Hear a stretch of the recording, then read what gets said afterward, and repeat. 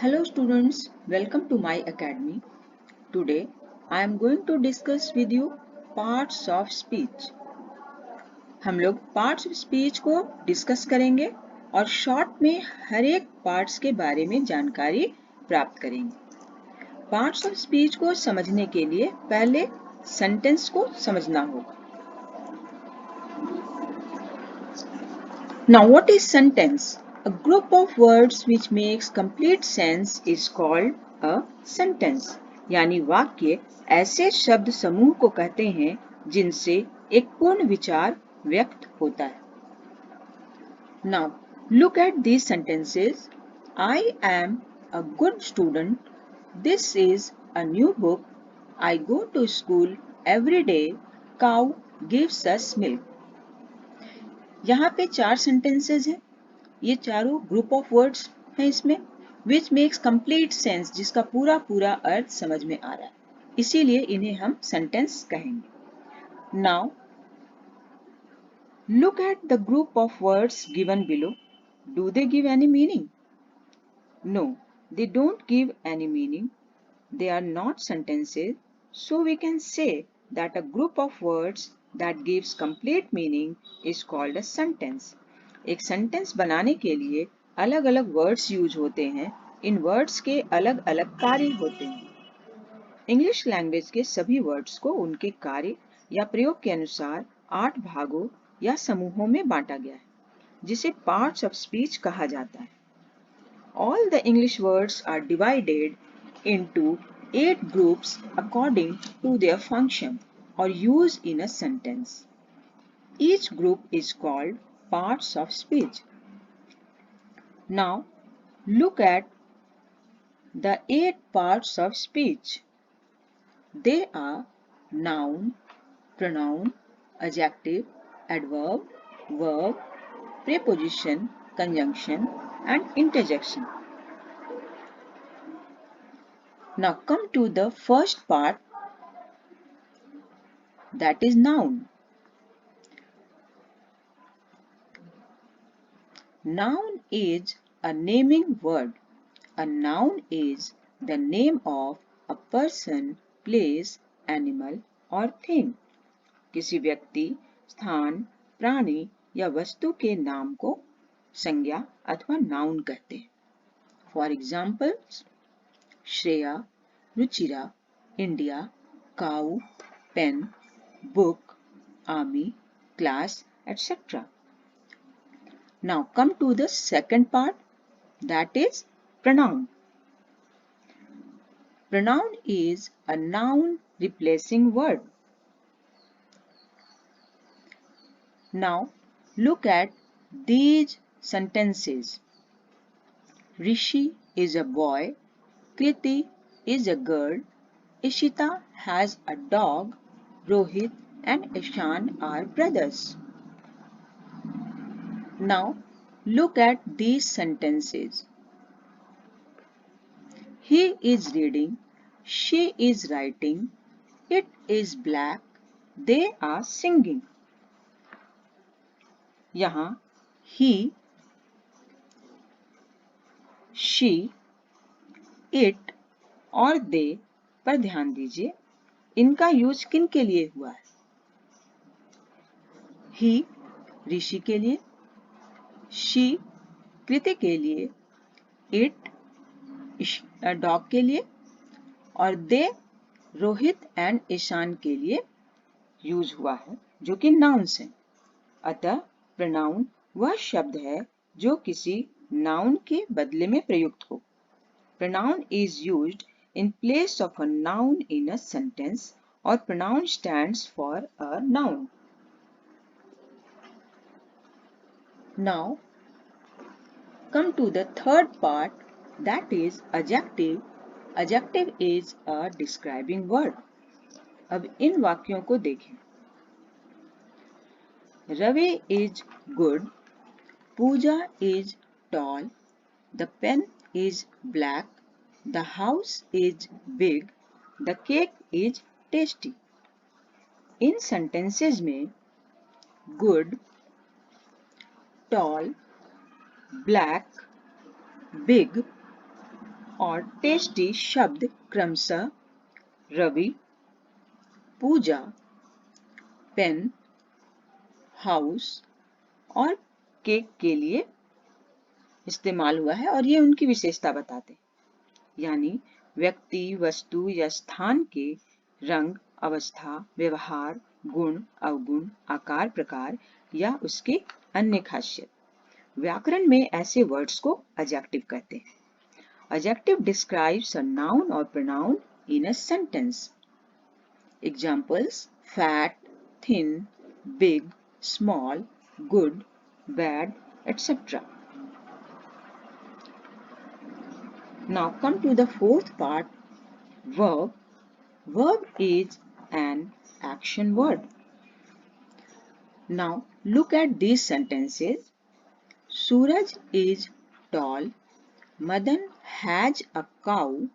Sunil had a car. She is coming. They laugh. In sentences में प्रयुक्त is, has, had, is coming, laugh पर विचार करें। is से अवस्था या स्थिति का बोध होता है। has और had से स्वामित्व का पता चलता है और लास्ट के टू is coming और laugh से कार्य का बोध होता है। ऐसे शब्द व्याकरण की भाषा में वर्ब अथवा क्रिया कहलाते हैं। Verb describes the action done by the noun or pronoun in a sentence. Examples: read, write, drink, eat, go, sleep, etc. Now come to the fifth part, adverb. Adverb is an action describing word. अब इन वाक्यों को देखें। A tortoise walks slowly. He runs fast. They laughed loudly. Column A के sentences से अगर हम question पूछे how, कैसे, आंसर मिलेगा स्लोली, फास्ट और लाउडली। ये तीनों ही शब्द वर्ब वॉक्स, रन्स और लाफ्ट की विशेषता बता रहे हैं।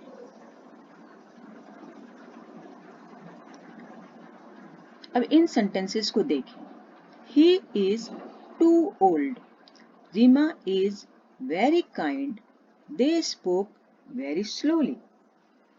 अब कॉलम बी के सेंटेंसेस से अगर हम क्वेश्चन पूछे कि कितना, हाउ मच, उत्तर मिलेगा टू, वेरी अर्थात कितना बूढ़ा, कितना ओल्ड और कितना दयालु यानी कितना kind.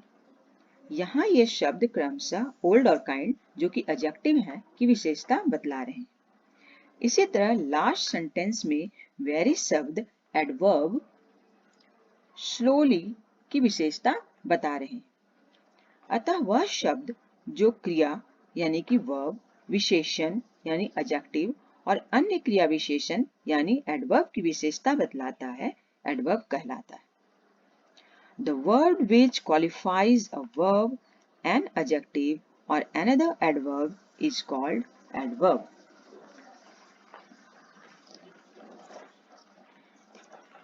Now come to the sixth part, preposition. Preposition is a relation showing word. Now look at these sentences. There is a book on the table. I am in the room. Shreya goes to school. In sentences में I, on, in, to पर ध्यान दें।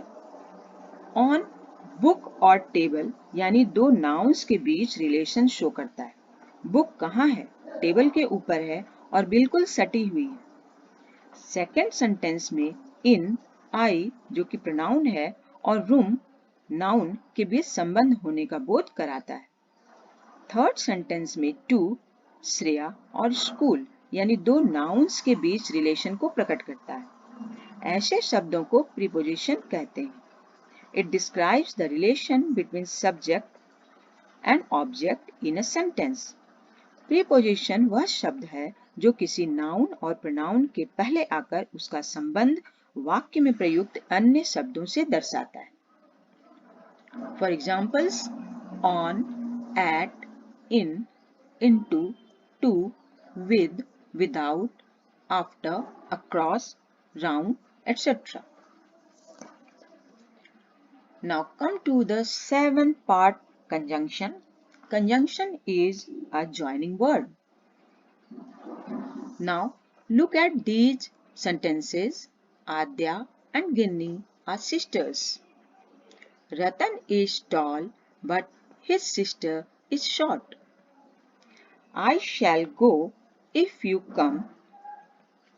Hers cannot go because he is ill. In sentences में and,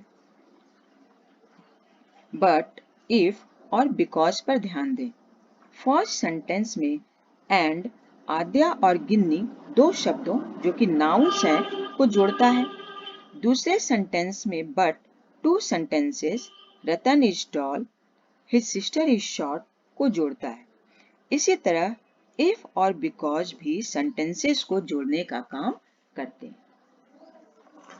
conjunction का काम है जोड़ना। ऐसे कनेक्टिंग वर्ड्स को कंजंक्शन कहते हैं। इट जॉइंट्स टू और मोर वर्ड्स, फ्रेजेस, क्लॉजेस और sentences together. Now come to the last part, interjection.